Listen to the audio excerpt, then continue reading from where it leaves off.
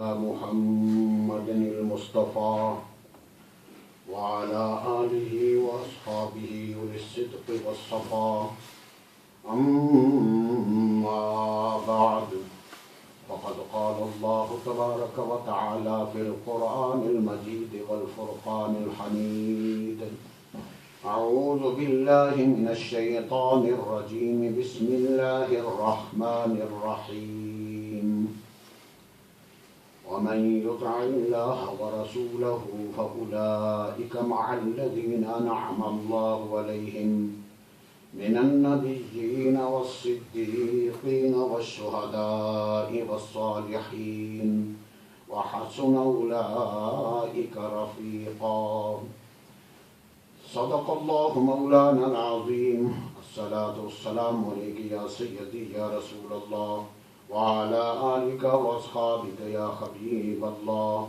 الصلاة والسلام عليك يا سيدي يا رسول الله وعلى آلك وأصحابك يا حبيب الله الصلاة والسلام عليك يا سيدي يا رسول الله وعلى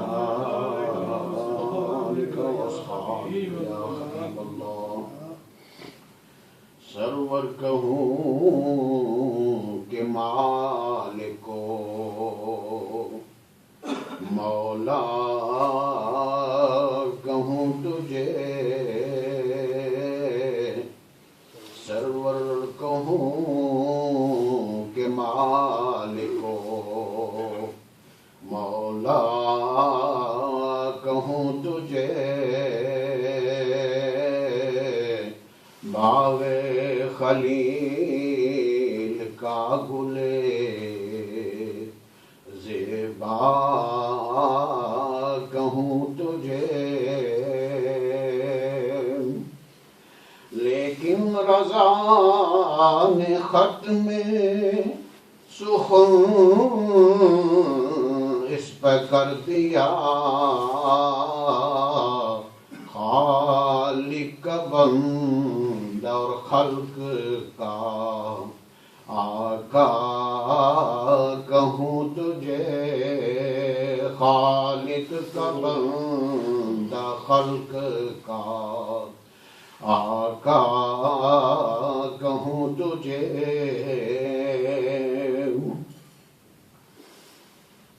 سامعین کرام اللہ تبارک و تعالی جل مجدہ کی بیعت و شمار حمد و ثنا کے بعد پیارے محبوب رؤوف الرحیم تاجدار عرب و عجم امام الانبیاء آمنہ کے لال در مختار شب اسرا کے دولا میرے اور آپ کے آقا جناب محمد مصطفیٰ صلی اللہ تعالی علیہ وآلہ وسلم کی ذات اقدس پر بے حد ہدیہ درود پاک پیش کرنے کے بعد عرض خدمت ہے. پچھلے جمعہ مبارکہ پر جو آئے کریمہ تلاوت کی تھی اسی پر چند ایک باتیں آپ کے گوش گزار کر سکوں گا. اللہ تبارک و تعالی نے قرآن مجید کے اندر فرمایا من یطع اللہ و رسولہ، اور جو اللہ اور اللہ کے رسول کی اطاعت کرتے ہیں فَأُولَئِكَ مَعَ الَّذِينَ، وہ لوگ ان لوگوں کے ساتھ ہوں گے، وہ لوگ ان کے ساتھ ہوں گے اور وہ جن کا ساتھ اطاعت گزار کریں گے، جن کا ساتھ ملے گا، جن کا ساتھ ہوگا، وہ کون ہیں؟ وہ نبیوں کا گروہ ہے، وہ صدیقوں کا گروہ ہے، وہ شہداء اور صالحین کا گروہ ہے. اب انبیاء کرام گناہوں سے معصوم ہیں. اللہ تبارک و تعالی نے انبیاء کرام کی لسٹ کے اندر جنہیں شامل فرمایا ہے وہ میثاق کے روز سے فرمایا ہوا ہے. اسی دن سے وہ اللہ کے کاغذوں میں نبی ہیں، لوح محفوظ پر نبی ہیں، کائنات کے اندر آ کر بھی وہ نبی ہی ہوئے۔ اور پھر اللہ تبارک و تعالی نے انعام یافتہ دوسرے گروہ کا ذکر فرمایا ہو، وہ سچے لوگوں کا، صدیقین کا گروہ ہے۔ تو سچے لوگوں کا ساتھ جنہوں نے دیا وہ بھی حشر والے دن انہی کے ساتھ ہوں۔ اب یہ اللہ کا قرآن ہے، اس کے اندر کوئی دوسری رائے ہو سکتی نہیں، نہ اس پر کوئی بحث اور جرا ہو سکتی ہے۔ یہ اللہ کا قرآن ہے۔ اللہ نے فرمایا من یطع اللہ ورسولہ فاولئک مع الذین، جو اللہ اور اللہ کے رسول کی اطاعت کرتے ہیں وہ ان لوگوں کے ساتھ ہوں گے، کن کے ساتھ؟ وہ جو انعام یافتہ ہیں۔ اور پھر اس سسٹم کو اللہ تبارک و تعالیٰ نے اتنا منظم، مربوط اور پختہ کر دیا ہے کہ ہر نمازی، چاہے وہ گناہگار ہے، چاہے وہ پرہیزگار ہے، چاہے وہ بدکار ہے، چاہے وہ اولیاء اللہ سے ہے، چاہے وہ علماء کے طبقے سے ہے، مفسرین کے طبقے سے ہے، غوث، ابدال، کتب ابدال کسی حصے کے اندر موجود ہے، کسی سلسلے کے اندر منسلک ہے، وہ جب بھی نماز کے اندر کھڑا ہوگا تو وہ سورہ فاتحہ ضرور پڑھے گا۔ اور سورہ فاتحہ کو کسی وقت بھی، اب یہ نہیں ہو سکتا کہ یار عرصہ ہو گیا اتنی بار پڑھ کے، نہ یہ صورت بدلی ہے، نہ یہ ختم ہوئی ہے، نہ اس سے آگے اور کوئی کام چل رہا ہے، ہر نماز میں یہی ہے۔ اب یہی بات ہے کہ اللہ تبارک و تعالیٰ نے اسے اس کے اندر منسلک کر دیا ہے کہ میری بارگاہ میں آنے کا جو طریقہ ہے وہ یہ نہیں کہ آج کیا ہے کل چھوڑ دیا، کل کیا ہے پرسوں چھوڑ دیا، نہیں، میری بارگاہ کے رابطے میں رہو، مجھ سے اپنا رابطہ، اپنا رشتہ، اپنا ناطہ نہ توڑو، جوڑے رکھو۔ یہ نہ کہو یا اللہ میں اتنے وظائف پڑھ چکا ہوں، اتنی تلاوت کر چکا ہوں، اتنا ذکر کر چکا ہوں، اتنا درود شریف پڑھ چکا ہوں، اتنی نمازیں پڑھتے پڑھتے زندگی گزر گئی ہے اور ہر رکعت میں سورہ فاتحہ پڑھتا رہا ہوں، یا اللہ یہ بھی کوئی بات ہے کہ اب تک میری بات قبول نہیں ہوئی؟ اب یہ زندگیاں ختم ہو جائیں لیکن یہ سلسلہ اسی طرح چلتا رہے گا۔ لیکن جب خدا کرم کرتا ہے تو اپنی شان کے مطابق کرتا ہے، یعنی نہ تو وہ کسی دباؤ کے اندر آتا ہے، نہ اللہ تبارک و تعالی کسی سے مرعوب ہو جاتا ہے۔ اللہ تبارک و تعالی خالق ہے، مالک ہے، رازق ہے، اس کا اپنا نظام ہے۔ تو رب الجلال نے اس نظام کو مربوط کرتے ہوئے فرما دیا کہ جو اللہ اور اللہ کے رسول کی اطاعت کرتے ہیں وہ ان لوگوں کے ساتھ ہوں۔ کن کے ساتھ ہوں گے؟ جو انعام یافتہ ہیں۔ اہدنا الصراط المستقیم صراط الذین انعمت علیہم، یا اللہ ان لوگوں کا راستہ دکھا جن پر تو نے انعام کیا۔ اور جو انعام یافتہ لوگ ہیں وہ اللہ تبارک و تعالیٰ کی بارگاہ میں اس طرح لگ جاتے ہیں جس طرح شہد کی مکھی شہد کے بنانے کے اندر ہر وقت مہ ہوتی ہے، لگ جاتی ہے۔ تو جس وقت وہ اللہ تبارک و تعالیٰ کی رضا اور اللہ کی اطاعت کے اندر اس طرح لگ جاتے ہیں کہ انہیں فرصت نہیں ہوتی، غیر کا خیال تک نہیں ہوتا، وہ غیر کی طرف توجہ ہی نہیں کرتے۔ وہ ایک ڈگر پر چل رہے ہوتے ہیں، ان کے سامنے اونچ نیچ اور یہ سارے جو دنیاوی جھگڑے ہیں وہ نہیں ہوتے، کہ وہ صرف اسی ایک ڈگر پر چل رہے ہوتے ہیں کہ یا اللہ مجھے وہ راستہ دکھا دے، صراط الذین انعمت علیہم، جن پر تو نے انعام کیا ہے۔ اب انعام یافتہ لوگوں کا ذکر اللہ نے قرآن پاک میں فرمایا فَأُولَٰئِكَ مَعَ الَّذِينَ أَنْعَمَ اللَّهُ عَلَيْهِمْ مِنَ النَّبِيِّينَ وَالصِّدِّيقِينَ وَالشُّهَدَاءِ وَالصَّالِحِينَ۔ یہ چار قسم کے لوگ ہیں، ان پر اللہ نے انعام فرمایا ہے۔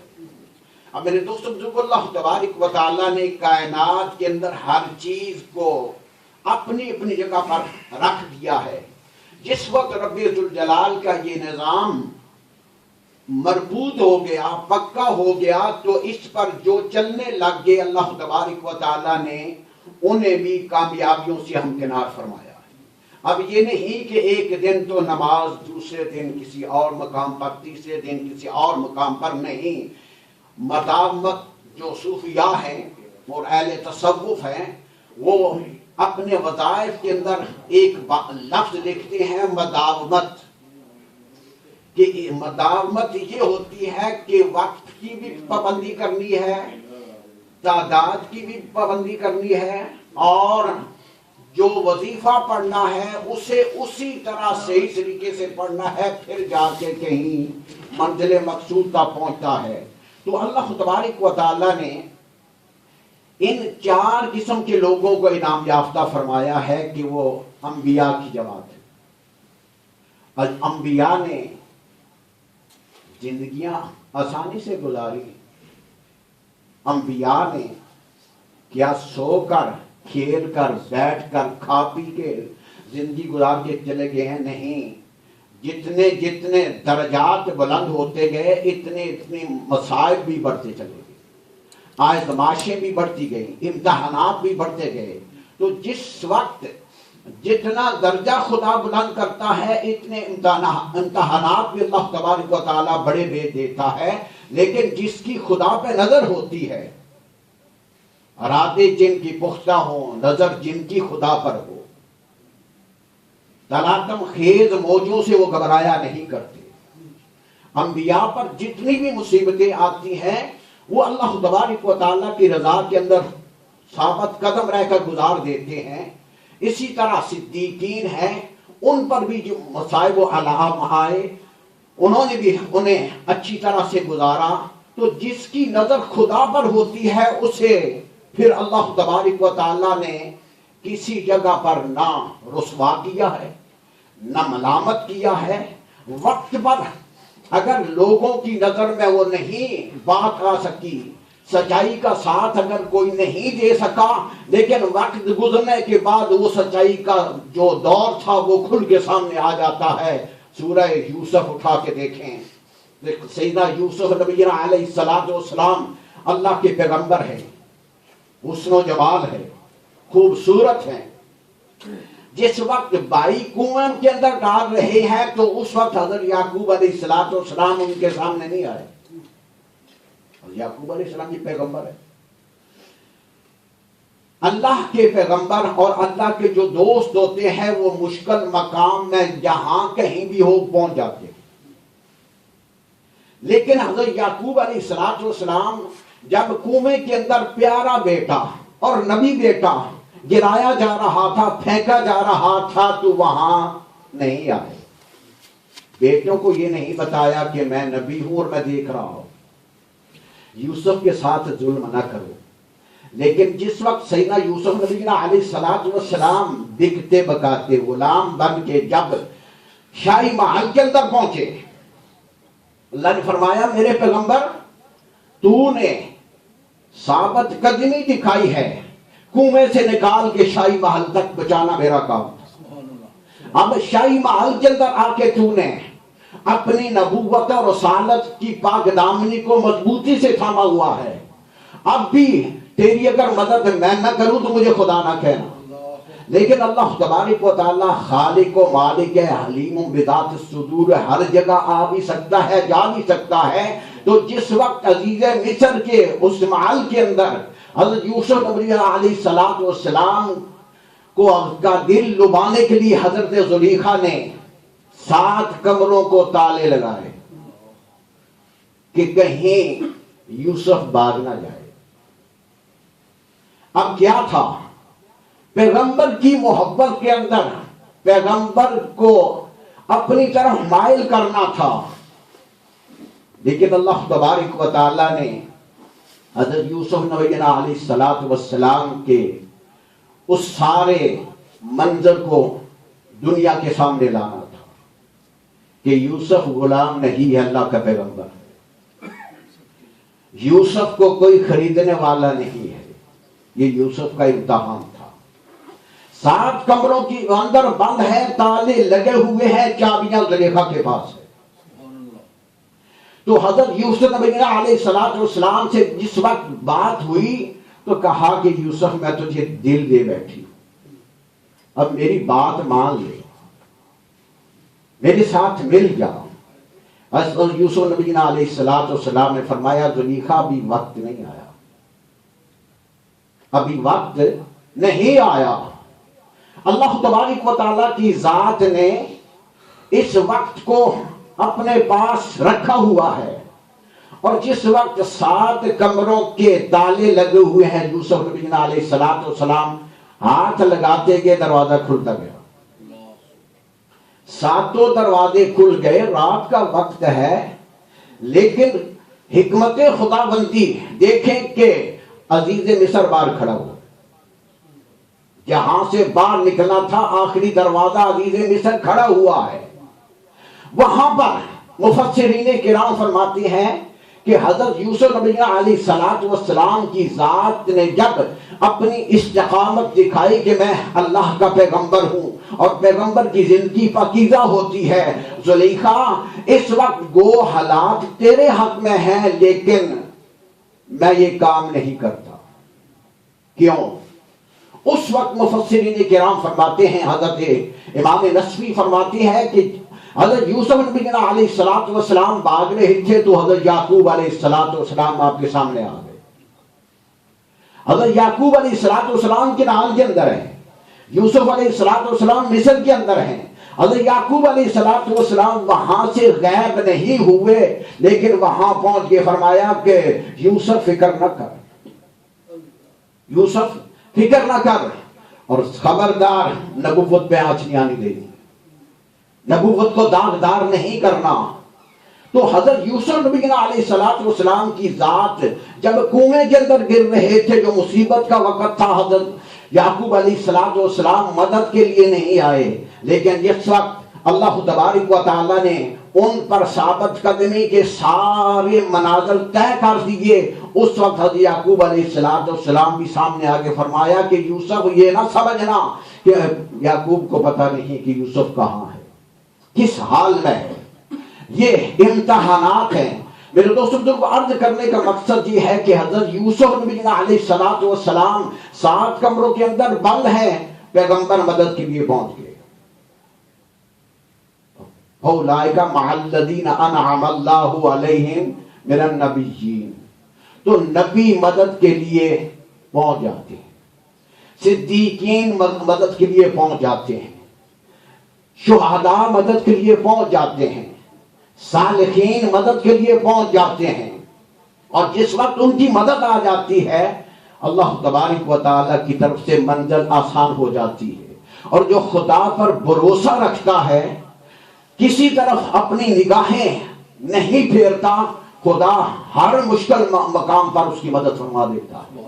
حضرت ابو یوسف غسلونی رحمت اللہ تعالی علیہ فرماتے ہیں کہ میں ایک دن شام کے اندر ایک مسجد کے اندر بیٹھا ہوا تھا، تو اتنے میں کیا دیکھتا ہوں کہ حضرت ابراہیم ادم رحمت اللہ تعالی علیہ تشریف لے آئے، دعا سلام ہوا، فرماتے ہیں غسلونی آؤ میں تجھے ایک عجیب بات بتاتا ہوں، آؤ میں تجھے ایک عجیب بات بتاتا ہوں۔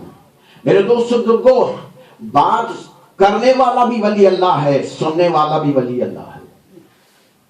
فرمایا کہ میں ایک قبرستان کے اندر گیا، ایک قبر شک ہو گئی، قبر پھٹ گئی، کھل گئی، تو وہاں پر ایک سفید ریش بزرگ اس قبر سے نکلے، تو انہوں نے کہا ابراہیم مجھے اللہ نے تیرے لیے زندہ کیا ہے، اے ابراہیم آدم رحمت اللہ علیہ تیری خاطر اللہ نے مجھے زندہ کیا ہے اور مجھے اٹھا دیا ہے، اب جو مجھ سے پوچھنا ہے پوچھ لو، اب میرے دوستوں کو اگر مرنے والا مر کے مٹی ہو جاتا، وہ بزرگ اٹھ کے ولی کامل کے ساتھ گفتگو کرتے اور انہیں کہتے کہ جو پوچھنا ہے پوچھ لو۔ حضرت ابراہیم ادم فرماتے ہیں پھر آپ مجھے بتائیں کہ اللہ نے آپ کے ساتھ کیا معاملہ کیا۔ دنیا دار ہوتا تو دنیا کی بات کرتا، میرے لیے یہ کام کر دو، میرے لیے یہ کام کر دو۔ انہوں نے فرمایا بتاؤ اللہ نے تیرے ساتھ کیا معاملہ کیا۔ وہ بزرگ کہنے لگے کہ میں بہت سے گناہ لے کر اللہ کی بارگاہ میں پہنچا۔ اب یہ نہیں کہ گناہوں سے پاک اور صاف تھے، نہیں، میرے پاس بہت سے گناہ تھے، وہ گناہ لے کے میں اللہ کی بارگاہ میں پہنچا۔ اللہ تبارک و تعالیٰ نے کیا کیا؟ رب ذوالجلال نے مجھ پہ کرم کر دیا، اللہ نے مجھ پر کرم کر دیا۔ 3 باتوں پر اللہ تبارک و تعالیٰ نے مجھے بخش دیا۔ وہ بزرگ فرماتے ہیں جن کی قبر شک ہوئی، کسے کہہ رہے ہیں؟ حضرت ابراہیم ادم رحمۃ اللہ علیہ سے کہہ رہے ہیں کہ اللہ تبارک و تعالیٰ کے پاس یہ نہیں کہ میں کوئی گناہ میرے نامہ مال میں، فرمایا میرے پاس گناہ تھے، میں گناہوں کا بوجھ اٹھا کر اللہ کی بارگاہ میں پیش ہوا۔ اللہ تبارک و تعالیٰ نے 3 باتوں کی وجہ سے مجھے بخش دیا۔ وہ کیا تھی؟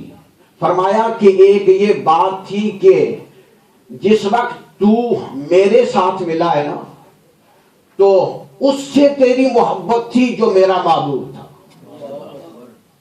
جب تو اب مجھ سے آ کے ملا ہے، اس سے تیری محبت تھی جو میرا محبوب تھا، میرے محبوب سے تیری محبت تھی، اس وجہ سے تجھے بخش دیا ہے۔ اب اندازہ فرمائیں، اللہ تبارک و تعالیٰ کی ذات فرماتے کہ تو نے بڑی نمازیں پڑھی ہیں، تو میرا ہر وقت ذکر کرتا رہتا تھا، میں تیرا خدا تھا، نہیں، اللہ نے فرمایا جو میرا معبود تھا اس کے ساتھ تیری محبت تھی، اس لیے تجھے بخش دیتا ہوں۔ دوسری بات یہ ہے کہ تیرے سینے کے اندر شراب حرام کا ایک ذرا بھی موجود نہیں، تیرے سینے کے اندر شراب حرام کا ایک قطرہ بھی موجود نہیں ہے۔ تیسری بات یہ ہے کہ تیری داڑھی سفید ہے، تو سفید بالوں سے مجھے حیا آتا ہے کہ میرے محبوب سے محبت بھی کرنے والا ہو، مجھ سے ڈر کے شراب بھی نہ پینے والا ہو، اور پھر اس کی سفید داڑھی ہو، مجھے حیا آتا ہے کہ میں اسے عذاب دوں۔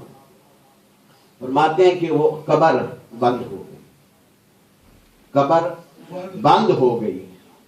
تو جس وقت حضرت ابو یوسف غسنونی رحمۃ اللہ علیہ فرماتے ہیں اے حضرت ابراہیم ادم رحمۃ اللہ علیہ، اب وہ اتنا مقبول بندہ تھا، بخشا ہوا تھا، مجھے ان کی قبر کی زیارت کرا دیں گے، مجھے ان کی قبر کی زیارت کرا دیں گے۔ اب میرے دوستوں کو صالحین کی قبروں کی زیارت سے بھی بات بن جاتی ہے، گناہ معاف ہو جاتے ہیں، مصیبتیں ٹل جاتی ہیں۔ ولی اللہ کہہ رہے ہیں کہ ان کی قبر دکھا دیں۔ فرمایا کہ قبر کو دیکھ کے کیا کرے گا؟ تو اپنے راستے پر پکا رہے کہ اس مالک سے تیرا جو رشتہ ہے وہ نہ ٹوٹے، اس کے محبوب سے جو تیرا رشتہ ہے وہ نہ ٹوٹے، اور جن 3 وجوہات سے اللہ نے تجھے بخش دیا ہے ان پہ تو قائم رہ، اللہ تبارک و تعالیٰ تیری ہر طرف مدد کرے گا۔ تو میرے دوست بزرگوں، اللہ نے فرمایا جو اللہ اور اللہ رسول کی اطاعت کرتے ہیں وہ ان لوگوں کے ساتھ ہوں گے۔ وہ کون ہیں؟ نبیوں کی جماعت ہے، صدیقوں کی جماعت ہے، شہداء کی جماعت ہے، صالحین کی جماعت ہے۔ وما علینا الا البلاغ، یہ نظرات چھوٹے بچوں کے